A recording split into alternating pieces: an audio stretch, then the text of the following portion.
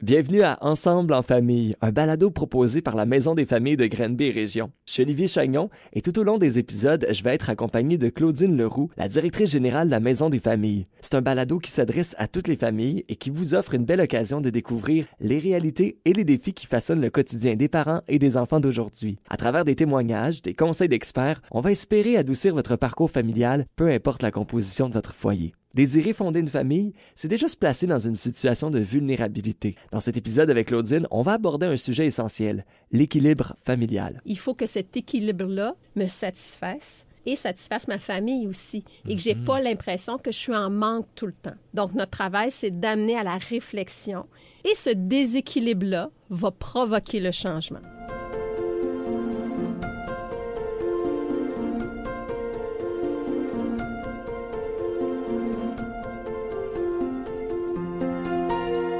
Un milieu de vie qui offre un soutien et des services adaptés aux réels besoins des parents et enfants de la Haute-Yamaska. La Maison des familles de Granby Région présente Ensemble en famille. Bonjour Claudine. Bonjour Olivier. Tu es la directrice générale de la Maison des familles et puis il y a plein de familles qui viennent vous rencontrer année après année. Tu en côtoies tellement. Quel type de famille vous rencontrez? En fait, notre phrase type à la Maison des familles, c'est qu'on est là vraiment pour toutes les familles. Le point qui relie ces familles-là, je te dirais que c'est la vulnérabilité. La vulnérabilité, qu'est-ce que c'est? Souvent, on n'aime pas se faire dire qu'on est vulnérable. Mais être vulnérable, c'est tout simplement un état d'être. Les gens vont souvent confondre la vulnérabilité à la défavorisation. C'est vrai. Pour nous, c'est important de voir qu'une vulnérabilité, dans le fond, ce que c'est un simple déséquilibre dans une situation. Je te donne l'exemple qui va vraiment être hyper accrocheur. Quand tu décides d'avoir un enfant, tu es déjà dans un état de vulnérabilité parce que tu n'as aucune idée de ce qui va arriver. Tu peux pas envisager toutes les avenues qu'il va y avoir dans ta vie et toutes les possibilités aussi de ta vie de parent. Exactement. Et la vulnérabilité n'a pas de signe de dollar. Hein? Tout le monde peut être vulnérable et tout le monde est à un moment dans sa vie. Tu sais, si je vous demande une fraction de seconde de penser à un moment où vous avez été vulnérable, ça peut être tout simplement en parentalité, comme ça peut être un moment où, par exemple, j'avais perdu mes clés de voiture, je me sentais vulnérable. Donc, la vulnérabilité, c'est quelque chose qui nous habite. On n'espère pas au quotidien, mais qui nous habite régulièrement, des fois de façon plus prolongée, des fois de façon sporadique. Mais la Maison des familles est là justement pour venir retrouver cet équilibre-là, pour retrouver un peu la non-vulnérabilité. Mais être vulnérable, ce n'est pas négatif. C'est ça, il y a plusieurs types de vulnérabilité. Tout à fait. Et souvent, comme je te disais, les gens confondent la vulnérabilité à la défavorisation. La défavorisation, on parle souvent de défavorisation monétaire, de défavorisation sociale et de défavorisation éducative. Mais ça, la défavorisation peut amener une certaine vulnérabilité. Mais la vulnérabilité n'amène pas nécessairement une défavorisation. Donc, être vulnérable, c'est donner à tout le monde, c'est sain, ça fait partie de notre vie. Ouais. Ce qu'on doit faire, c'est travailler à retrouver un équilibre lorsqu'on se sent trop vulnérable. Donc, à la Maison des familles, c'est un peu notre travail de vous aider à retrouver justement cet équilibre-là. Il n'y a personne qui est à l'abri, justement, de se retrouver en situation comme ça de vulnérabilité. Non. Je te donne l'exemple, par exemple, d'une famille qui va déménager en région ici, qui vient d'ailleurs, qui vient d'une autre région et qui va arriver dans un milieu où elle ne connaît pas personne. Elle se sent vulnérable parce qu'elle n'a pas d'entourage. Donc, elle peut venir faire des activités à la Maison des familles, tout simplement pour rencontrer des gens, pour se créer un réseau.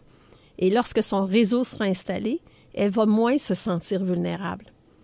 On a souvent tendance à penser à la vulnérabilité extrême, où est-ce que la personne n'a pas les moyens de, par exemple, faire son épicerie, où est-ce qu'elle n'a pas de domicile fixe. Et là, on est dans une très, très, très grande vulnérabilité. On est là aussi pour ces gens-là, mais on est là pour vraiment toutes les familles et tous les types de vulnérabilité. Avoir un enfant, là, ça change une vie. On l'entend souvent, cette phrase-là. Moi, quand je suis devenu parent, j'ai l'impression que ma vie a complètement changé. C'est une des raisons aussi qui les mène à être vulnérables et à aller vers vous. Exactement. Ça peut être une situation comme ça qui est très positive, devenir parent. Des fois, la vulnérabilité est rattachée à quelque chose de plus négatif, une perte d'emploi, une maladie, un diagnostic, des choses comme ça. mais ça peut être aussi très positif dans la vie. Par exemple, j'ai des jumeaux. Oups, grande vulnérabilité, j'en prévoyais un, je n'ai deux. On va être là vraiment pour entendre. En fait, la maison des familles, c'est une main tendue vers l'autre. C'est une oreille qui est là pour entendre ce que l'autre a à dire et, avec l'autre, de trouver des solutions pour retrouver cet équilibre-là.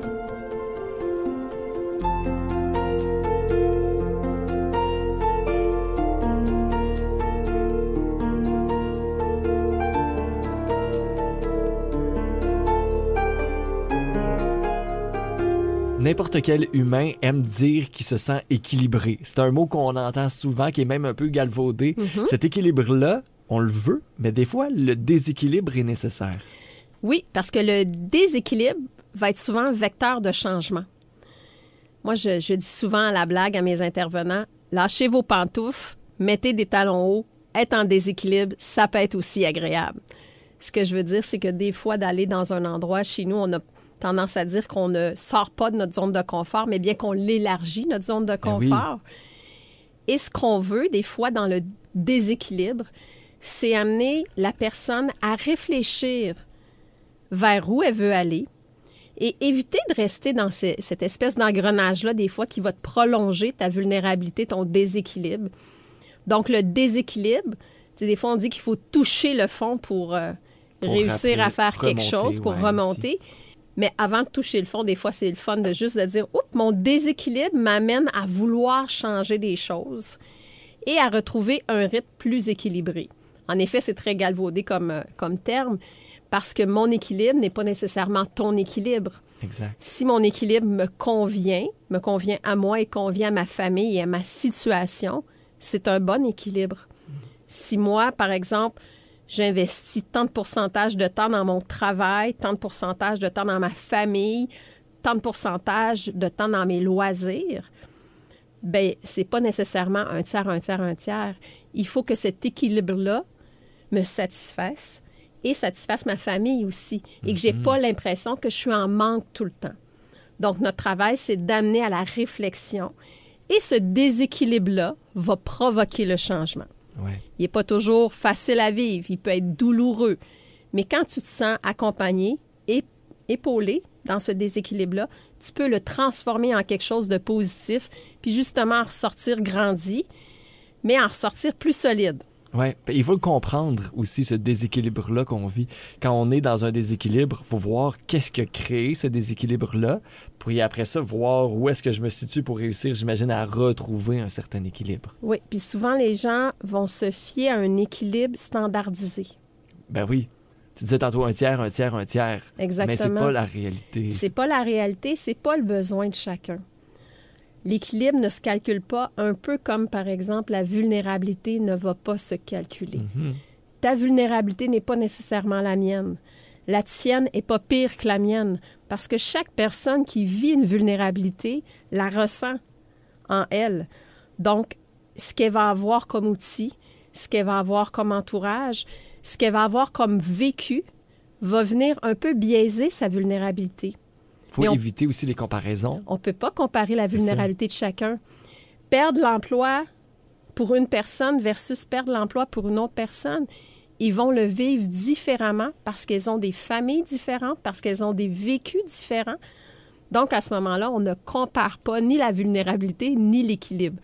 On vit ce qu'on a à vivre, on s'outille, on s'enrichit pour être capable d'être bien dans sa peau, bien dans sa famille. On n'est pas tous égaux. On n'est pas tous égaux, en effet. Il y a des gens qui vont avoir besoin d'un peu plus d'aide que les autres. Et c'est pour ça que certains programmes vont être précis pour certaines personnes pour redonner l'égalité des chances. Les enfants ne naissent pas tous égaux aussi. Donc, ce qu'on veut, on veut que notre famille soit bien. On veut leur redonner cette chance-là. Donc, des fois, on va avoir à travailler un peu plus fort ou aller chercher plus d'outils justement pour redonner l'égalité des chances pour toutes les familles. Il y a le mot normalité qu'on entend aussi souvent. Tantôt, je parlais de vulnérabilité comme étant... équilibre comme étant galvaudé. Ce mot-là, normalité, ça, c'est la normalité, là. C'est quoi, en fait, la normalité? On est-tu capable de le définir? En fait, je pense que la société définit une normalité qui met une pression énorme sur les familles. Donc, tu sais, quand on dit qu'on n'est pas tous égaux, bien, la société a aussi un rôle à jouer dans ça, d'un peu briser ces termes-là de normalité et de voir comment la famille se sent plutôt dans son quotidien. Et la normalité vient de soi. Donc, chaque famille va trouver sa normalité. Il y a des familles qui vont avoir des parents qui vont travailler des 45 heures semaine et ça va être leur normalité. D'autres qui vont travailler des 10 heures par semaine et ça va être leur normalité. Dans le fond, il faut être bien dans sa famille, il faut être bien dans les choix qu'on fait et il faut aller chercher l'aide qu'on a besoin quand on sent que ce déséquilibre-là est trop présent et vient être une embûche à notre évolution.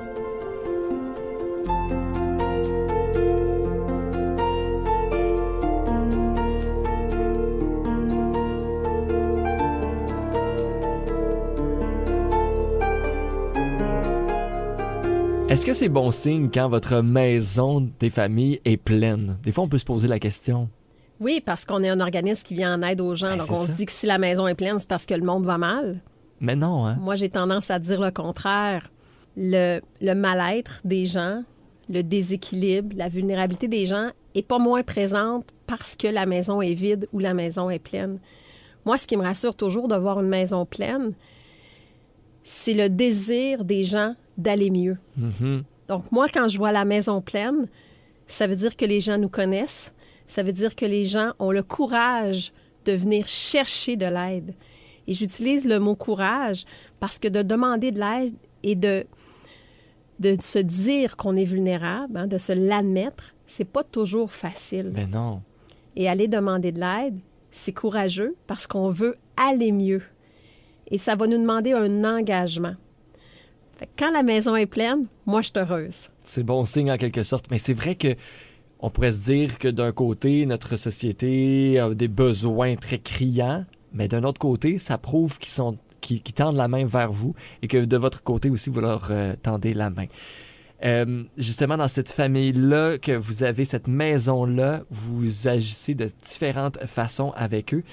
Quand des gens arrivent là, et sont en situation de vulnérabilité, est-ce qu'ils arrivent avec ce sentiment-là de « j'ai encore la main sa poignée puis je veux ressortir » là, ou ils sont vraiment avec un grand détachement puis s'en viennent vers vous puis sont prêts à avoir peut-être de l'aide nécessaire? Tout dépend des situations. Venir à la maison des familles, c'est sur une base volontaire. Donc, les gens, moi, personne n'est obligé de venir me voir. Là, tu vas me dire, oui, mais il y a des gens qui, des fois, se font recommander un peu fort par différentes instances d'aller justement faire des ateliers à la maison. Oui, mais la beauté de la chose, c'est de venir à la maison des familles, ça pose pas une étiquette sur personne parce que tu peux venir simplement pour faire un bricolage, tu peux venir simplement pour t'amuser à une activité, pour utiliser la halte garderie, pour venir faire un atelier. Personne ne le sait. Donc, ton premier regard envers la maison, c'est comme si tu arrives chez quelqu'un chez qui tu es bien.